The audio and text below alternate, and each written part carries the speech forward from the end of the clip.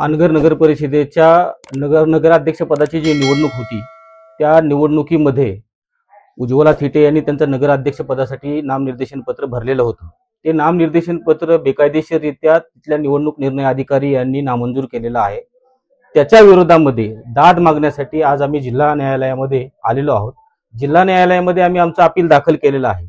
आता याच्या नंतरची जी प्रोसिजर आहे त्या प्रोसिजरनुसार व्यक्तिगत नोटीस कुणालाही याच्यामध्ये निघत नाही। आम्ही निवडणूक निर्णय अधिकारी यांना आता मेलही करत आहोत की हे आम्ही अपील जे आहे ते जिल्हा न्यायालयामध्ये दाखल केलेलं आहे।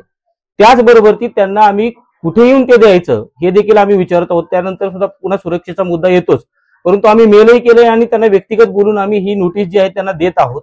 आम्हाला तिथे जरी न्याय नाही मिळाला अशी आमची भावना असली तरी न्यायालयामध्ये निश्चितपणाने आम्हाला न्याय मिळेल या भावनेनं आम्ही या ठिकाणी अपील दाखल केलेलं आहे। नक्की अपिलामध्ये आपण कोणत्या मुद्द्यांवरती फोकस केलेला आहे, काय आपलं नक्की अपील आहे, काय सांगा?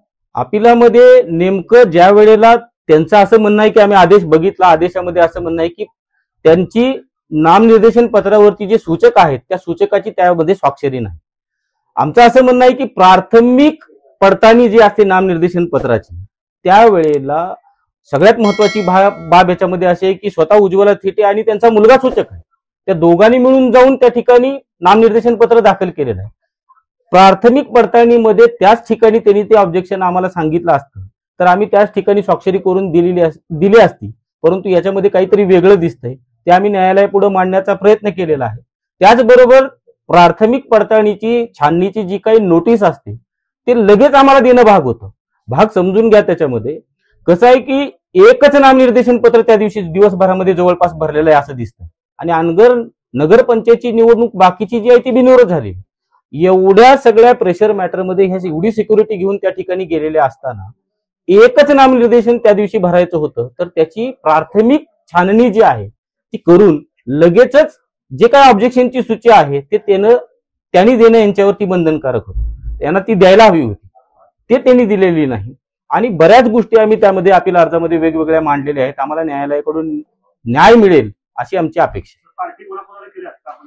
याच्यामध्ये नॅचरलीच कायद्याप्रमाणे याच्यामध्ये जे पक्षकार आहेत गैरअर्जदार म्हणून आपल्याला करावे लागतात, त्याच्यामध्ये निवडणूक निर्णय अधिकारी एक, त्यांचा जो असिस्ट करणारा दुसरा सहाय्यक निवडणूक निर्णय अधिकारी आहे तो 2, त्याच्यानंतर तिसरे कॅन्डिडेट म्हणजे ते पाटील म्हणून ज्यांनी उमेदवारी त्या ठिकाणी दाखल केली आहे त्या, आणि शिंदे म्हणून ज्यांनी आमच्या नामनिर्देशन पत्रावरती त्या ठिकाणी ऑब्जेक्शन घेतलेलं आहे, हे 4 त्याच्यामध्ये रिस्पॉन्डंट म्हणून आम्हाला दाखल करायला पाठवलेली होती। तुम्ही मात्र घरात नव्हता, तुमचे संपर्क करण्याचा प्रयत्न केला मात्र तुमच्याकडे संपर्क झाला नाही म्हणून हे सगळं प्रकरण घडलं असं तुमच्यावरती टप्पा ठेवलाय। प्रत्यक्षात परिस्थिती काय, तुमच्याशी काही संपर्क झाला होता का, तुम्हाला नोटीस प्राप्त झाली होती का, नाही। सचिन मुळीक साहेब आहेत निवडणूक निर्णायक अधिकारी, यापूर्वी त्यांचा ईमेल माझ्याजवळ आहे, माझ्या 2-3 केसेस त्यांच्याजवळ आहेत, जमिनीची केस संदर्भात आहेत आणि सीओ सर आणि माझं नेहमी ईमेलवर प्रत्येक कागदपत्रांची देवाणघेवाण होत असते। त्या दोघांकडेही माझा ईमेल नंबर आहे, व्हॉट्सअप नंबर आहे। ते व्हॉट्सअप करून त्या दिवशी कॉलिंग मला करत होते। कलेक्टर साहेबांनी सांगितलं की मॅडमच्या सर्व कागदपत्रांची पूर्तता करा, त्यावेळेस त्या दोघांनीही मला व्हॉट्सअपवर कॉल केलेला होता, दोघांनीही मेलवर मेल केलेले आहेत। मग त्यावेळेस त्यांना माहिती होतं ईमेल आहे तर ईमेलवर त्यांनी पाठवायचं होतं मला, ज्या त्रुटी होत्या त्या त्रुटी सांगायच्या होत्या। किंवा ते म्हणतात घराला लावले, दरवाजाला लावलं आमच्या आणि मी तिथं नव्हते, तर प्रत्येक आता महाराष्ट्राला माहिती झाले गेले 2.5 वर्ष झालं उज्ज्वला थिटे अनगरच्या घरी राहतच नाहीये ना, तिला एवढा पोलीस बंदोबस्तामध्ये फक्त फॉर्म भरण्यासाठी जायचं होतं, मग ते अनगरच्या घराला जाऊन नोटीस लावली, हे हास्यास्पद वाटत नाही का? जाणीवपूर्वक त्यांनी बंद घराला लावलं आणि त्यामुळे ते तुम्हाला अपील करता येऊच नाही, तुम्हाला त्याच्यामध्ये सही करता येऊच नाही, ते त्यासाठी षडयंत्र असलं। हो, ते आता ते निश्चितपणे ते समोर दिसूनच येतं। आणि काल मी ज्या ठिकाणी थांबले तर त्यांनी कोतवाला मार्फत मला आम्ही मागितल्यानंतर परवा दिवशी मी मेल केला, तर काल मी जिथे थांबले, जिथे माझी राहण्याची सोय आहे तर तिथे त्यांनी आणून दिलं परत ते, मग ते त्या दिवशी देता येत नव्हतं का त्यांना? नाही, त्यांचा कॉल आला नाही, व्हॉट्सअप कॉल नाही, काय ईमेल नाही, काही नाही, किंवा साधा कॉल नाही। निवडणूक निर्णय अधिकारी तुमचा तो अर्ज दाखवला, ज्या ठिकाणी सही अपेक्षित होती त्या ठिकाणी सही ते ब्लँक दिसत होती, मग तुम्ही सही केलेली होती की नाही? 5 पेपरवर माझ्या मुलाच्या सह्या होत्या, 6व्या पेपरवर सही नसेल असं कसं होईल? मग त्यांनी तो ऍक्सेप्ट केलाच कसा? तसं शक्यच नाहीये ना। बरं जर झालं असेल तर त्यांचं लगे काम होतं सांगायचं, दुसऱ्या दिवशी त्यांनी 4 वाजता बंद घराला जाऊन लावतात, याच्यावरून लक्षात घ्या ना।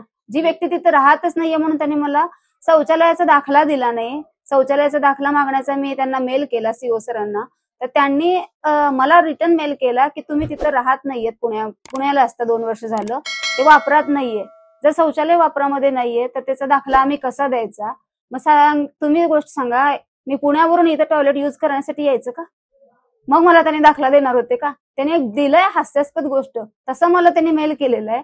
आणि पुन्हा त्या बंद घर आहे ह्यांना माहिती असताना तिथे जाऊन नोटीस ह्या लावणं कसं आहे? मग हे संशयास्पदच आहे ना. घर आता सध्या तिथली स्थानिकची रहिवासी आहे, स्थानिकचं हे निवडणूक आहे, त्यामुळे मग तिथलाच पत्ता मला देणं गरजेचं आहे. आणि माझा पुण्याचा पत्ताही त्यांच्याजवळ आहे. आणि पुण्याच्या पत्त्यावर यापूर्वी सीओ बदर साहेब यांनी 2-3 वेळेला मला पत्र पाठवलेली आहेत अनगर नगरपंचायतची. त्यांचं असं मत आहे की तुम्ही छाननीच्या दिवशी तिथं उपस्थित राहणं अपेक्षित होतं, कारण छाननी ही त्या उमेदवारांसमोर होणं अपेक्षित असतं. मात्र त्यांच्या कोणी वकीलही आले नाहीत. आणि त्यावर त्यांचं असं मत आहे की त्यांना पोलिसांकडून देखील फोन गेलेले होते की तुम्ही जर जाणार असाल तर तुम्हाला आम्ही पोलीस संरक्षण देऊ, मात्र तुम्ही ते देखील नाकारलं. त्यामुळे तो ठपका जो आहे तो तुमच्यावर ठेवतात की तुम्ही उपस्थित नव्हते छाननीला. त्या दिवशी मी स्पष्ट सांगितलेलं होतं सीओ साहेबांना, आता त्यांचं तिथे सीसीटीव्ही ते जर रेकॉर्डिंग होत असेल तर ते काढून शोधून पाहावं लागेल. मी त्यांना सांगितलं, सर मी उद्या 11 पासून छाननी आहे, पण मी व माझा मुलगा येऊ शकत नाही. भीतीपोटी कुठलाही वकील येणार नाहीये. साधं मला मोहोळमध्ये नोटरी कुठल्या वकिलांनी करून दिलेली नव्हती. मग आमचे वकील जर आले तर ते येऊ शकतील, किंवा वॉइस कॉन्फरन्स असेल तर सांगा, ती लिंक पाठवा, आम्ही ती जॉईन करू. तर त्यांनी मला स्वतः सांगितलं VC तरतूद काय ह्याच्यामध्ये नाहीये, आणि तुम्हाला स्वतः यायचं असेल तर मला ठीक आहे, तुमच्यावर विश्वास आहे. आणि मोहोळचे PI यांना माझा कुठलाही संपर्क झालेला नाही. मी पोलीस प्रोटेक्शन मागितलं नाही माझा, कारण आमचे सर्व डॉक्युमेंट्स कलेक्टर साहेबांनी चेक केलेले होते. आम्हाला खात्री होती कुठलीही त्याच्यामध्ये त्रुटी आढळणार नाही, माहिती होतं. आता यांनी म्हणून सहीचा बरोबर विषय काढला. आम्हाला एकतर कागदपत्र नव्हती कोणती, तर प्रमाणित यादी 10/11/2025 प्रमाणेची, आणि शौचालयाचा दाखला, आणि तिसरं म्हणजे बेबाकी दाखला. तर ते तिथे गेल्या गेल्या आम्हाला देण्यात आलेलं होतं. म्हणजे ह्यांना त्रुटीच नव्हती, ती मुलाच्या ह्याच्यावर वकील साहेब आता ज्या पद्धतीनं सांगताय की अपिलाचा निर्णय जोपर्यंत येत नाही तोपर्यंत निवडणुकीची प्रक्रिया पुढे जात नाही, अर्थात निकालही लागलेला नाहीये.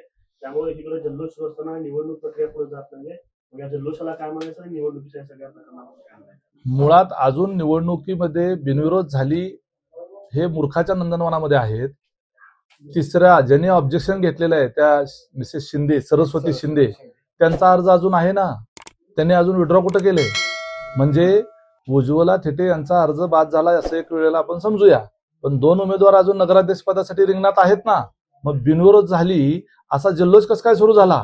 म्हणजे त्या सरस्वती शिंदे आहेत या त्यांनीच उभा केलेला त्या ठिकाणच्या डमी उमेदवार आहेत, आणि त्यांना खात्री आहे की त्यांचा विड्रॉ करण्यासाठीच भरला गेलेला आहे.